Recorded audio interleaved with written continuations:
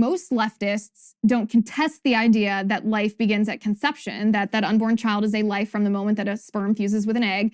However, there's one person who is contesting that, but late in his life, he did not originally contest this idea. I'm talking about President Joe Biden.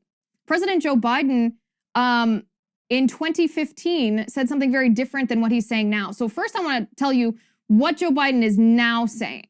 He's now saying that he doesn't agree that life begins at conception. Take a listen. I respect people who don't support Roe v. Wade. I respect their views. I respect those who believe life begins at the moment of conception and all. I respect that. Don't agree, but I respect that. I'm not going to impose that on people. He doesn't agree. Well, why is that?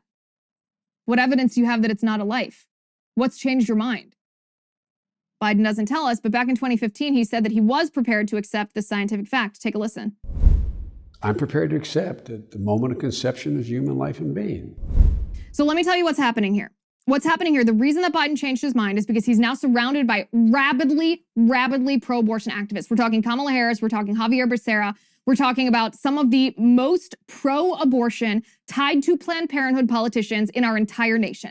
So Biden is surrounded by those folks. Those folks are pushing him not just to look the other way on abortion, not just to kind of toe the party line, but, walk along. They are pushing him to actively make abortion part of his platform, to use the full power of the federal government, not just to allow abortion, but to encourage it, to expand access, to make it as prevalent and unstigmatized as possible.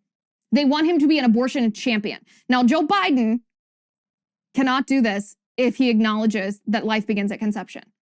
So what he's doing is he's denying reality in order to dehumanize the unborn child, because that's the only way that he's going to be able to politically push abortion the way that the rabidly pro-abortion politicians around him, Kamala, Becerra, and others, are pushing him to do.